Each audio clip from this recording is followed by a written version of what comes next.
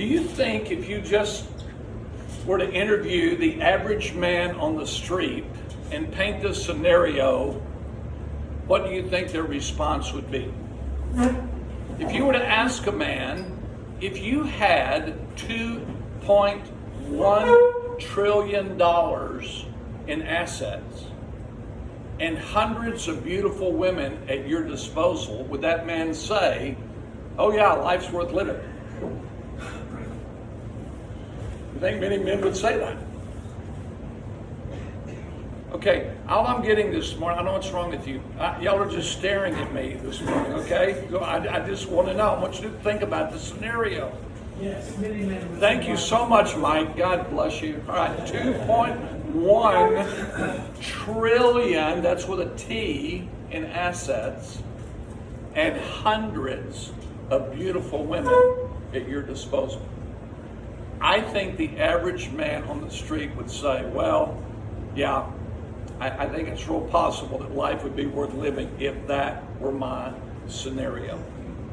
Well, I want to introduce us this morning to a man who had just that. In today's wealth, $2.1 trillion in assets, 700 wives, 300 girlfriends with benefits. That's what Solomon had. And yet, Solomon, as he gets later on in life, he begins to question whether or not life is truly worth living. If you read through the book of Ecclesiastes and you stop at chapter 10, you're probably going to say that's the most pessimistic book I've ever read in the entire Bible. And it is in many ways, apart from chapters 11 and 12, a very discouraging book.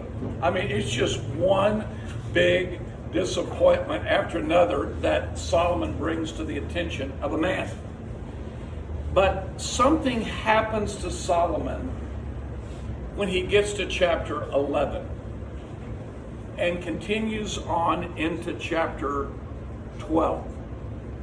And it's really hard for us to believe that a man who has all of that would say, no, I really don't believe life is worth living. One question that I've had asked from several of you, why does God seem to be okay with having multiple wives in the Bible? You have to understand, gentlemen, that there is a huge difference between something that God allows and something God approves of. You see the difference? There are many things that God in the Old Testament in particular allowed, but God never sanctioned. You cannot read the Bible beginning in Genesis all the way to the end and come up with any other scenario that God's plan for marriage was one man, one woman for a lifetime. That it was to be a relationship of monogamy and not polygamy. So yes, there were many kings in particular that had multiple wives, but you have to understand, God never put a stamp of approval on those particular relationships. So when you get to chapter 11, all of a sudden it's like we see a new man. Something happens to Solomon. We're not exactly sure what led him up to this, but in chapter 11 and 12, it's like we're reading a new character, a new man. And the only difference in 11 and 12 versus the rest of the book is that Solomon brings God into the picture. He brings God back into his life. You understand, when you leave God out of your life, you leave light out of your life. You see that? You think about any dark period of time that you've walked in that wasn't your own fault. And I know right now, some of you guys are walking through a very dark period of time. It's absolutely no fault of yours. But I've also met men who were going through dark seasons, and it was absolutely their fault for the seasons that they were walking through. So I'm not talking about you in a season right now that you have no control over. I'm talking about a dark season in your life because of your own rebellion. When God is brought back into your life, it's amazing how your life begins to change. And the one thing that all dark seasons have in common, if it's darkness caused by our rebellion, is the absence of God, the absence of the presence of God, and the absence of the leadership of God in our life. Every single one of them. And I can have you guys, many of you, stand up because I've heard your story and attest to the fact that there was a day that God was not a big part of my life. I was walking in rebellion against God. And God began to draw you to himself. He opened your eyes. He brought life into your life, and things began to change. Well, that's what happens to Solomon in Ecclesiastes 11 and 12. So this morning, I want you to look with me beginning at verse 9 of Ecclesiastes chapter 11. Because this morning, and I hope you'll take some notes if you've got a pen or a crayon or whatever it is your wife lets you draw with. But I want you to jot these 3 words down and maybe go back and look at them later. These are 3 words, we might say they are 3 commands that Solomon gives if life is to truly be worth living. Because certainly, I'm hoping that there's a group of men on the face of the earth that understand it's not all about women, it's not all about riches, it's not all about stuff. It would be this group of men, and if you still aren't truly convinced of that, I hope you will be by the end of today. All right? So let's look at verse 9. The word that I want you to see here is the word rejoice. Look what he says. He says, rejoice, young man, during your childhood, and let your heart be pleasant during the days of your young manhood. The word rejoice. God created men to celebrate. Do you understand that?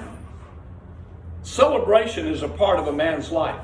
Whether it's the celebration of a home run of your favorite baseball team, it's the celebration of a 99-yard touchdown reception. Perhaps it's the celebration of a monster truck, mini rolls at some sort of monster truck rally. Whatever it is, God created men to rejoice. He created men to celebrate. The problem, gentlemen, is not that men celebrate. The problem is that most men are broken in what they celebrate in.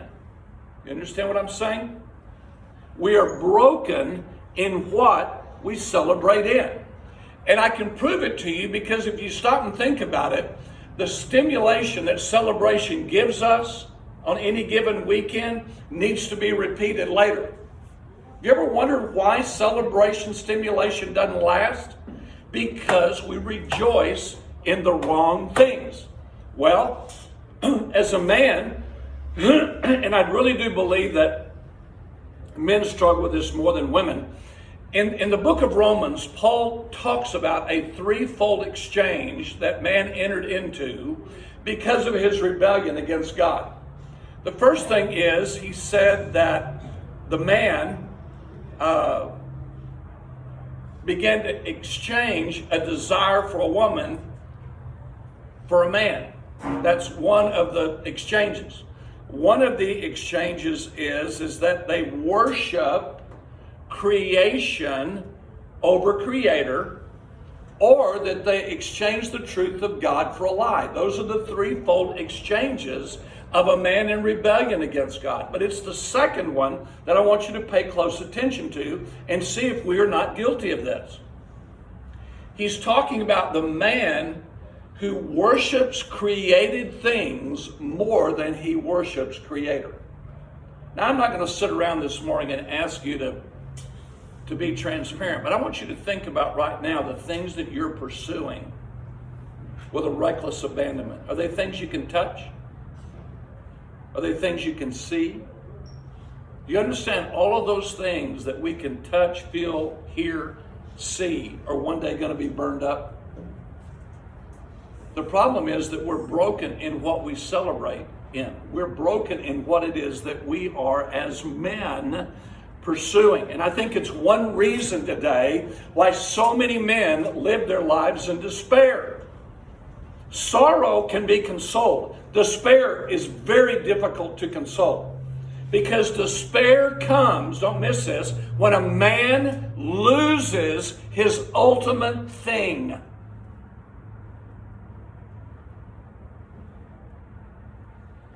Well, what is that? Well, you tell me. Is it his career? Is it his wealth? Is it his house? Anything you have that can be taken from you, gentlemen, is an idol in your life. Do you understand that? Everything. If it's something that either you can be separated from it or it can be separated from you, is an idol. And that's what Solomon got so caught up in. His riches, his stuff. And I think a lot of men today take their own lives or in major depression because the things that they cherish most are taken from them. And there's some of you in this room that have had everything taken from you. But you know what? It was that very incident that God used to bring you back to Him. And many of you guys could stand and testify to that because I've heard your story. So what he's saying here is it's okay to rejoice. It's okay to celebrate, but just make sure you're celebrating in the right thing or in the right one. But what I think is interesting is he said, make sure you're doing this during your childhood. Do you know when you're young, it's a lot easier to celebrate than it is when you get old? I know a lot of you guys are going, I have no idea what you're talking about. You will. Just keep laughing and keep living. I've said this to you a bajillion times. Celebrating when you're a young man is not hard. But celebrating when you don't feel well is sometimes extremely difficult. And I know in my own life that there are mornings that I wake up and I realize that if I'm going to celebrate God today, it's going to be not because I feel well, but because I'm making a conscious effort to do so. Do you hear what I'm saying? If you get in the habit of celebrating God as a young man and pursuing God as a young man, it's easier to celebrate God as an old man. I'm just telling you. Now, that doesn't mean that there aren't men saved later in life that don't celebrate God. That's not what I'm saying. But what I am saying is that celebration here is a choice. Learning to focus on the inner man as opposed to the outer man is a choice. A lot of you guys right now, you are in great shape, athletically able to do so much. But I want you to know there's coming a day that you can't do that anymore.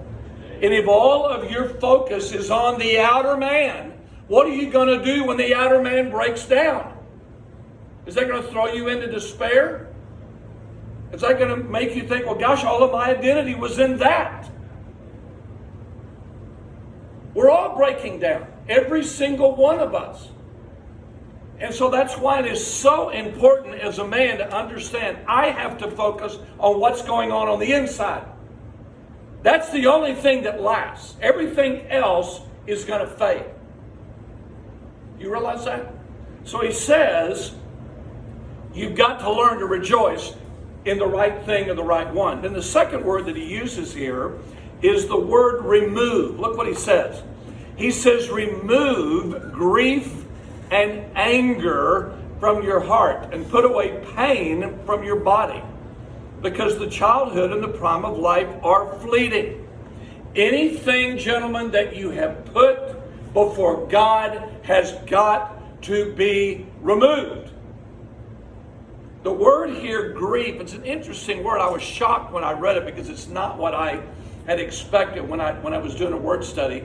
The word grief here, he's talking about a certain lust that leads ultimately to sorrow.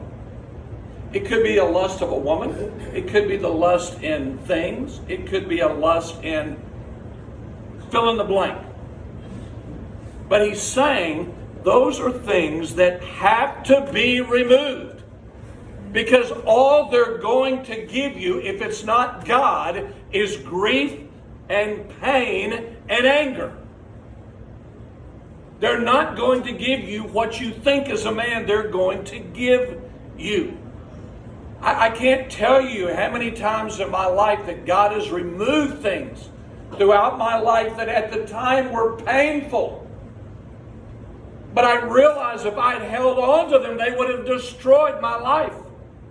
So if God is merciful to you, if whatever that thing is other than God that you're hanging on to, if God's merciful to you, He's going to take it away. Because if you hang on to it, it's going to lead you down a path you do not want. And there's an urgency here. What's the urgency? He says, do this because the childhood and the prime of life are fleeting. This little word here, childhood. Some of you may have the word youth. The word here means black hair. He says, do this while your hair is still black or brown. Don't wait until it either turns gray or turns loose. Because we're all headed in that direction. I don't like to admit that. My youth, it's gone. Your youth quickly is leaving you. So there's a sense of urgency here about us removing those things in our life when we're still young before we get old. Because let me just tell you this right now. Those idols that we have in our lives as teenagers, they just continue to grow as we get older. One of the things was this, I told y'all that 2 weeks ago I went to my 50th high school reunion. And one of the saddest aspects of that reunion was there were many men there who have not grown up. The things that were chasing as 17-year-olds, they're still chasing as 67-year-olds, believing that those things somehow are going to give them contentment. And they're as miserable today as they were 50 years ago. Because they chased the wrong thing. And they did not remove those things in their life that only brought them grief and pain and sorrow. One thing I realize, it's a whole lot easier to tear down a teenage idol factory than it is an adult idol factory. Because the adult idol factory is a heck of a lot bigger than it is when we are teenagers. I have 3 friends right now who are dealing with the same illness. It's a type of cancer. I'm not going to get into it other than let me just take a 30,000-foot view of it because I don't want to get into details. But all 3 of these guys, and all of them right now, all of them love God. All of them are in pursuit of God. All of them have repented of things in their past. But all 3 of these are dealing with the same disease because of certain sexual activities they involve themselves in as teenagers and in college. God has forgiven them. Where sin abounds, grace abounds even more. So I'm not, please don't hear me, I'm not judging these guys because really my heart's broken for them because these guys truly today are used of God. But they'll tell you there were some things in my life I didn't remove when I was a younger man that are potentially taking my life today. Does that make sense? They got to choose as teenagers what they would do with themselves, just like you and I are making choices today. We just don't get to choose the consequences of whatever those decisions are. Does that make sense? So he's saying, remove these things when you're young because they're a whole lot easier than when you get old. Remove. Then there's one other word that I want you to see, and I love this. He says in chapter 12, verse 1, the word that I want you to focus on here is the word remember. We had rejoice, we have remove, we have the word remember. He says, remember also your Creator in the days of your youth. Now here's the great thing about all of this. This to me is incredibly encouraging. Is there something that can repair what we lost when we rejoiced in the wrong thing? I'm going to repeat that. is there something that can repair what we lost as men rejoicing in the wrong thing? And he said, yeah, it's called remembering. Now the word here for remember is not just simply, oh, I'm thinking about God today. The word remember here means to pay close attention for the primary purpose of obedience. You've heard me say this 1,000,000 times, and you're going to hear me say it many more if God gives me life.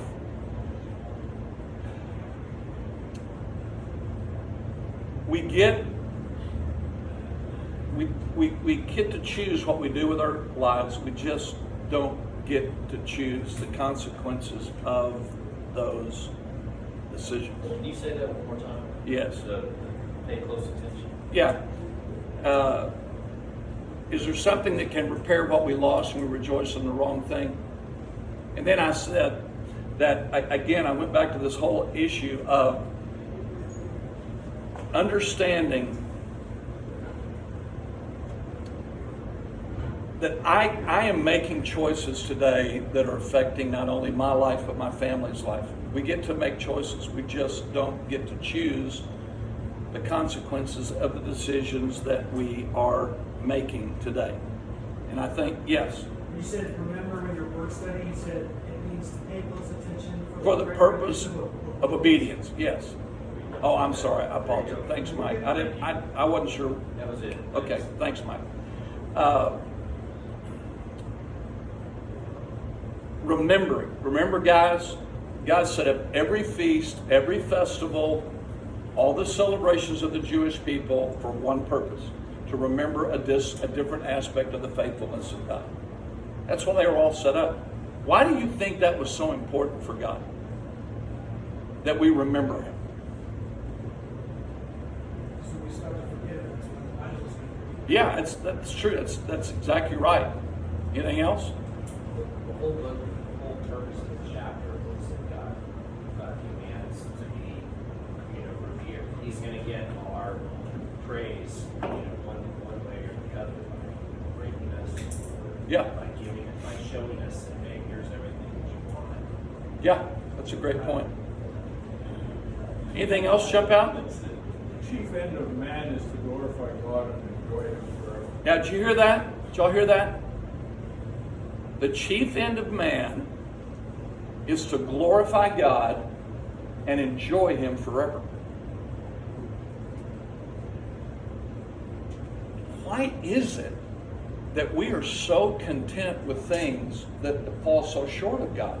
You know why? Because we're so easily satisfied. It's like John Piper said, we're like these little children playing in a ghetto every day making mud pies with no comprehension of a vacation by the sea. We sell ourselves so short. We're pursuing things that will not last. We're pursuing things that are wood, hay, and stubble that one day will burn for eternity. Instead of understanding, God created us to rejoice. He wants us to celebrate, but it's in the right one. That's a great, I love that. I love that quote. God could have done many things when it came to how He made us. One thing He could have done, He could have made us worshiping robots.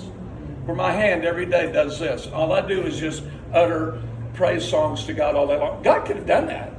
He could have made us that way. But God understood that love really isn't love unless you have the ability to not love, right? I can tell you that my wife says to me every day, I love you. But Bryce, who's my nephew, said, well, let me tell you why. Uncle Warren's got a stick under his bed. He beats the crap out of her if she doesn't tell him that. Does that change the way you view what I just told you? The thing that makes that special to me is my wife has a choice to not say that. God's not looking for robots.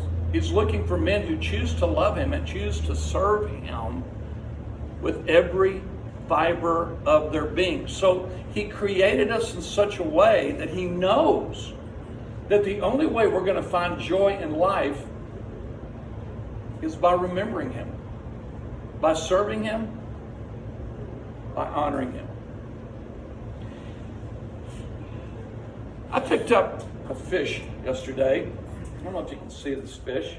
Does anyone in here have a child that has fish? Does anyone here? Do you? Brennan, I'd like for you to have this fish leave today. This will be something for your, I even have fish food, but if not, this fish gets put down the toilet. So I'm going to give it to you. All right, so here it is. I want you to see the little fish. He is alive, very much alive, okay? If I were to ask you, do you believe that this fish would love to get out and just sit on the table? What would you think? That's stupid. No, it's a fish. Well, what if I said, why don't we get this fish a barbecue sandwich? Or why don't we let this fish loose and just let him play in the parking lot? Well, most of you again would say, that's the dumbest thing I've ever heard of. It's a fish. I know it's a fish. What if you offered the fish $1 million? What if you offered the fish an ice cold Dr. Pepper or the latest version of Playfish? Whatever you're going to give, whatever you might give to this fish, okay? Whatever you would give to the fish, listen to me, and this is very important.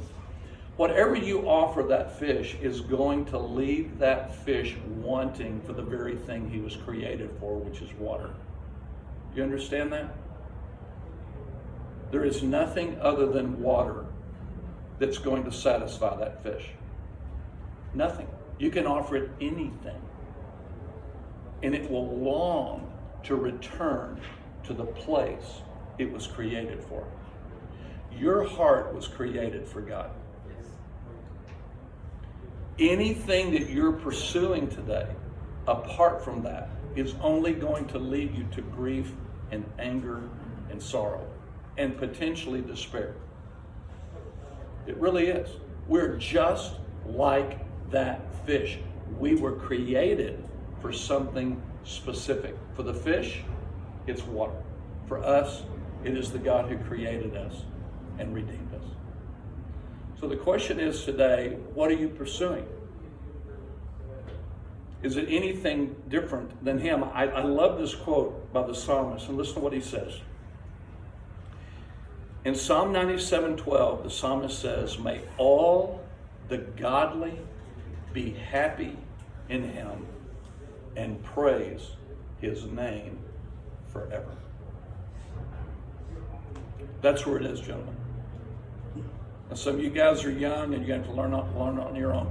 But I'm telling you, the only place you're going to find what your heart is truly longing for is the God who created you.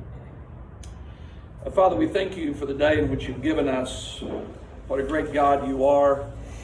And I pray with every fiber of my being that you would really drill this home to us today, that we were simply created for you, to enjoy you, that out of that relationship of enjoyment that we would make you known to other people. And I pray today, God, that you, as dumb as the fish illustration is, that you'd remind us that just as that fish was truly created for water, we were created for you. And as much as we might be tempted by other things around us, help us to understand that it will leave us wanting more of you. And so I pray during our discussion time today that you'd be honored and glorified in all that we say and do, because we ask this in Jesus' name. Amen.